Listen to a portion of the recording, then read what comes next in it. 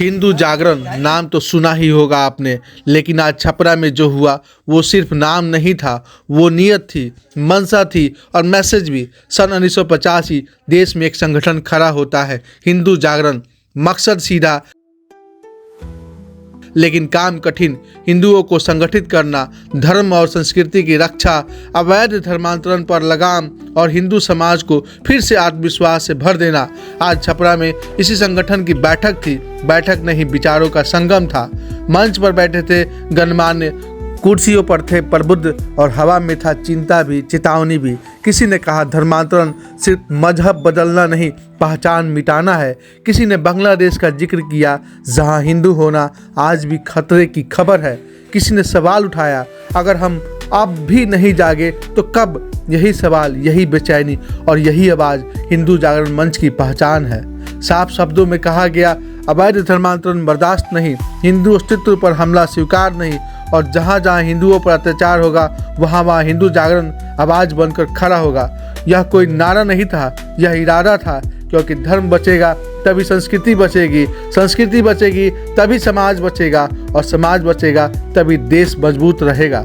छपरा से उठी आवाज़ देश भर में गूंजने का दावा कर रही है। अब देखना यह है यह आवाज़ सिर्फ सभा तक सीमित रहती है या सच में इतिहास का हिस्सा बनती है, क्योंकि सवाल बड़ा है और वक्त उससे भी बड़ा। हिंदू जागरण जो समाज में बढ़ रही कुरीतियाँ जो बढ़ रही है उसको ख़त्म करने के लिए, उसको समाप्त करने के लिए ये सब हम लोग अपना सभा की थी।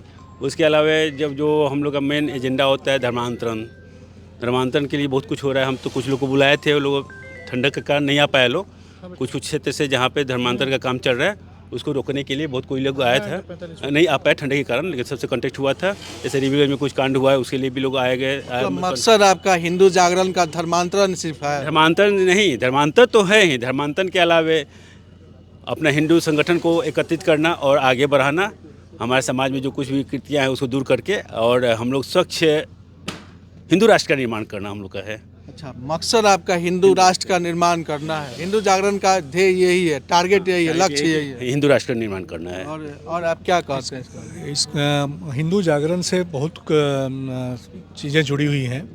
जैसे एक तो हम अपनी संस्कृति की ओर लौटें, हम अपनी सभ्यताओं को पहचानें, जो हमारी नई पीढ़ियां हैं वो अपनी जड़ों की ओर लौटें। सबसे बड़ी त्रासदी यही है आजकल के परिवेश में कि हम अपनी संस्कृति, सभ्यता और जड़ों को भूल रहे हैं, जिसकी ओर वापस लौटें। इसी पर हमारे प्रबुद्ध जनों ने आज चर्चा किया कि हम अपने समाज को किस तरह से जागृत करें और उनको अपने अतीत के बारे में, जो उनके पूर्वज हैं, जो उनका राष्ट्र का परिकल्पना है, जो एक बृहद भारतवर्ष था पूर्व में, उसमें जो ऋषि मुनियों ने उनको दी, ऋचाएँ दी, वेद दिए, इन सब की जानकारी उनको होनी चाहिए, जिससे कि वो अपने आने वाली पीढ़ियों को भी इसको अग्रसारित कर उनको उस लायक बनाएं कि वो एक सशक्त देश का, सशक्त भारतवर्ष का और सशक्त समाज का निर्माण कर सकें। जो 47 में जो देश आज़ाद हुआ उसके बाद से यहाँ जो है हिंदुओं की संख्या उसके बाद से घटते आ रही है। आज़ादी के समय जो संख्या थी उस संख्या हिंदुओं की संख्या घट रही है, बृहद रूप से यहाँ संख्या थी। लेकिन यहाँ जो है जो कुछ ऐसे थे जो मुस्लिम थे, कम संख्या में थे। उस समय आज़ादी के समय से और इस समय से मिलाया जाए तो बहुत ही संख्या उन लोगों की बढ़ी हुई है।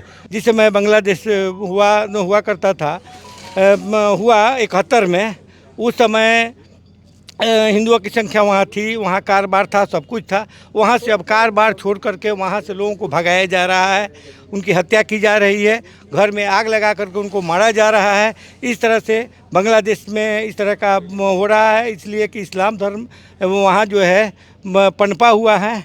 और वही हमारे यहाँ बंगाल में भी कुछ लोग जो आए 71 में जो आए सो फिर लौट कर गए नहीं। यहाँ कई संस्थाएं पहले से है, बीएसपी है, बजरंग दल है, तमाम और भी संगठन है। ये हिंदू जागरण जिस थॉट्स के साथ पूरे देश में आया है या पहले से भी है, पहला तो हम लोग को ये जानना ज़रूरी है कि कब से ये प्रभावी है। बैठक तो हम लोग का छपरा में पहले भी हुआ है, इस बार भी हो रहा है। तो उन संगठनों के बाद इन संगठन का मुख्य कार्य क्या होगा, पहला चीज़, और दूसरा, इन संगठन का कार्य अभी तक जो हुआ है उसमें क्या लक्षित दिखाई देता है आपको? कि मुझे लगता है कि हिंदू जागरण का जो अभी ध्येय चल रहा है बहुत अच्छा चल रहा है। कुछ वर्षों से बहुत अच्छा काम शुरू हुआ है इस बिहार में और छपरा ज़िला में भी। और जो मुख्य काम मुझे लगता है कि भारत तो हिंदू राष्ट्र है ही, मगर भारत को हिंदू राष्ट्र होते हुए जब पूरे इस भारत के लोग अपने आप को सनातन से सराबोर होकर और हिंदू कहने लगेंगे, उस दिन भारत अखंड भी हो जाएगा और पूरा विश्व जो है वो हिंदूमय हो जाएगा। यही हिंदू जागरण का मुझे लगता है कि पूरा ध्येय है कि किसी भी स्थिति में पूरे भारत को अखंड बनाना और पूरे विश्व को हिंदूमय बनाना, सनातनमय बनाना, इतना ही कहना है। लेकिन ये भी संगठन पहले से अभी बीएसपी है या बजरंग दल है, तो डिफरेंसेस बताएं कि कैसे मानते हैं इसको? नहीं, जैसे आपने लक्ष्य को डिफरेंसेज बताया। कुछ नहीं है। हर संगठन का और हर व्यक्ति का काम करने का अलग अलग अपना अथी होता है। तो कुछ जगह ऐसा भी है जहाँ विश्व हिंदू परिषद, बजरंग दल के लोग नहीं पहुँच पाते हैं, संघ के लोग नहीं पहुँच पाते हैं। वहाँ जो बच गया है समाज, वहाँ पे हिंदू जागरण अपने माध्यम से उन समाज के दबे कुचले लोगों के बीच में पहुँच रहा है और जन जागरण कर रहा है ताकि पुनः विश्व में भारत विश्व गुरु बन सके। संगठन जो है कब से लागू है प्रदेश में प्रभावी है, ये बताएं। हिंदू जागरण का गठन सन 1985 में तमिलनाडु से हुआ, जिसके संस्थापक राम गोपाल जी थे, संघ के प्रचारक थे और हिंदू जागरण का काम वहीं से शुरू हुआ। वहीं से धीरे धीरे वहाँ से शुरू हुआ केरल से फिर आपको कर्नाटक से फिर बाकी प्रदेशों में होते हुए बिहार में आया। तो कुछ जगहों पे नाम थोड़ा अलग अलग है। हिंदू जागरण यहाँ अपने यहाँ है, कुछ जगह पर जैसे तमिलनाडु में हिंदू मुनानी से वहाँ जाना जाता है हिंदू जागरण को। हिंदू वेदिके कर्नाटक में जाना जाता है। हिंदू जागरण का ही काम है, लेकिन हिंदू वेदिके के नाम से जाना जाता है।